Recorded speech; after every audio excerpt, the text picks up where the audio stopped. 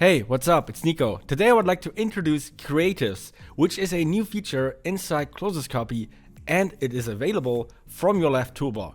So follow me over here and let me open it.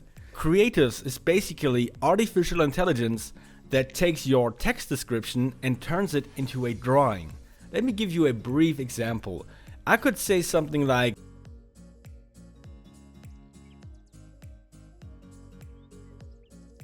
so I could write something like a portrait of a raccoon wearing sunglasses, cartoon style, and then you just hit draw for me. Alright, there we go. We have a raccoon wearing sunglasses, cartoon style, but we have a black and white image. So maybe we want to tell AI to avoid black and white images to make sure we get a colorful image. What we can try is we can say, okay, please draw something colorful. Or what we can do is instead, we can tell AI what we want to avoid. In this little box over here, you write what you want to avoid. So let's give this a try. I want to avoid black and white images, so I just say avoid black and white. Now draw for me, and it takes around 10 seconds for me, 10 to 15 seconds to get a drawing. And now we have a raccoon wearing sunglasses, and it is not a black and white image because we told AI not to draw black and white. So now you get the basic idea of these two boxes. In this box you put what you want AI to focus on, and in this box you put what you want AI to avoid. So for example, you could say something, draw a portrait of a raccoon wearing sunglasses, and then you say, okay, I want to avoid sunglasses, which of course does not make sense because you want it here and you don't want it here. This may get AI confused, but you can play around with this and let's see if AI avoids or draws them. Alright, there we have it. A raccoon wearing glasses but without sun and without temples. Even though we want sunglasses, we told it to avoid it. So excluding something could weigh more than including it. So be careful what you put here. But again, a good idea is if you don't want black and white images, to just put black and white. Okay, so this is the basic concept of these two boxes, but we have a few more options. For example, you have a clear button over here. This clear button just clears the text boxes so you can start all over. You have an example button, which is a more sophisticated prompt. As you can see, very detailed, high-resolution illustration of Ray Charles in Cyberpunk New York. Alright, let's draw this. As you can see, you can go as crazy as you want and as detailed as you want with your description, and the more details you put in there, the better results you get. Alright, wow, this looks fantastic. I really like it. So if you want to download it, you can click on this image. But wait, before I go into this, you see it expires in 30 minutes. So be aware that all these images that you create, they become kind of big. And I haven't yet decided if I want to provide all this space. Right now, I just delete them after 30 minutes. So make sure to download these images before they expire. And here's how you can do it. You just click on an image. The first thing you can do if you like the generation, you just hit the heart icon. So this helps me to improve the model. Then you can download the 512 by 512 version of this image, or you can download the 2048 by 2048 version of this image. Alright, the last thing you see in this box is this random number here. And this is pretty important because this is the seed artificial intelligence used to create this image. So let me put this in my clipboard and tell you exactly what it does and how it helps us. The seed is basically the starting point for AI to start drawing. Now this sounds a little bit abstract, but it gives us the chance to redraw the same image. So if I close this here and I put the seed in the seed box like this and I click draw for me, AI will use this prompt and avoid black and white and use the seed, and it will draw the exact same image again. So why is this useful to us? I will tell you in a second. There it is. So now you have it 2 times. So if you have a seed and a prompt, it will always generate the same thing. Why is this useful to us? Basically, we have this image, but maybe we say, hey, I want something changed, but I like the idea of the image. Then you can use the seed to tell AI, hey, I use this seed as the starting point, so AI draws something like this, but you can alter your prompt. So you can say something like, wearing a black jacket.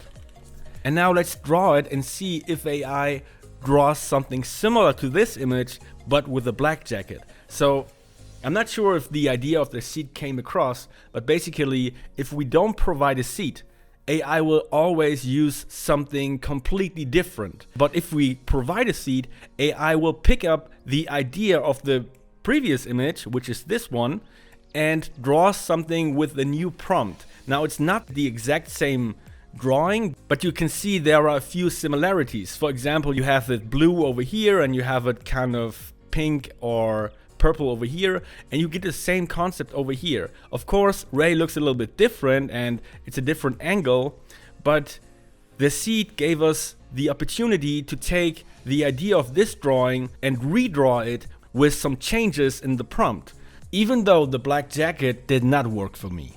If I remove the seed, you can always leave it empty and you will always get a new generation.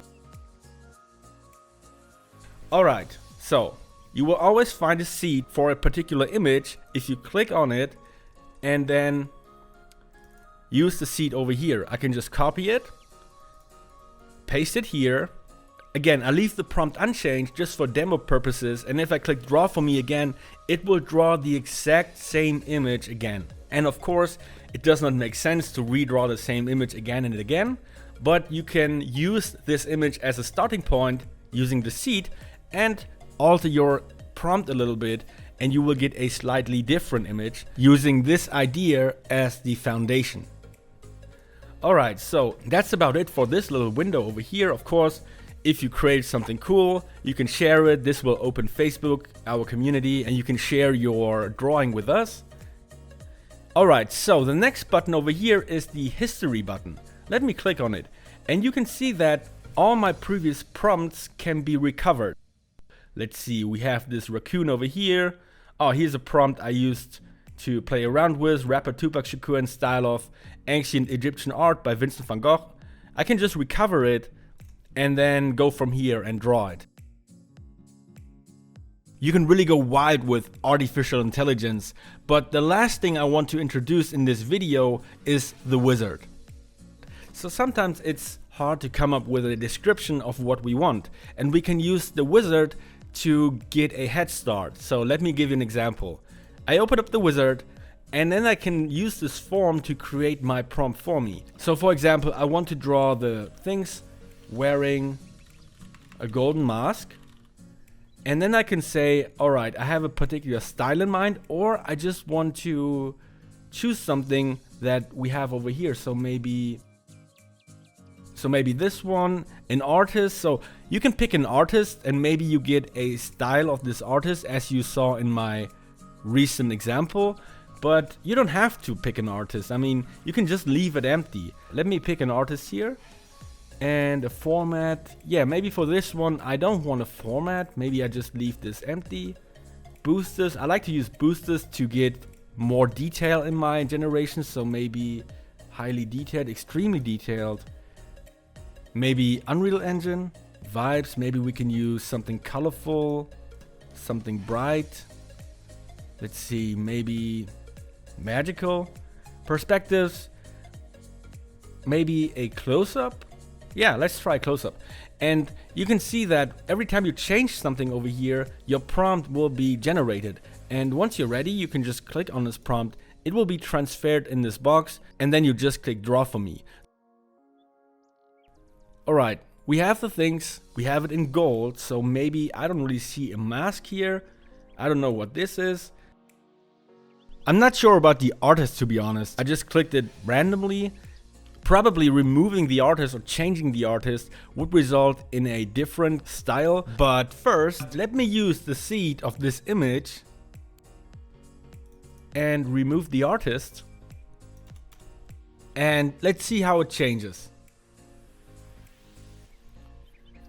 Alright, as you can see, we still have this little thing over here because we are using this image as the underlying idea, the concept of our generation.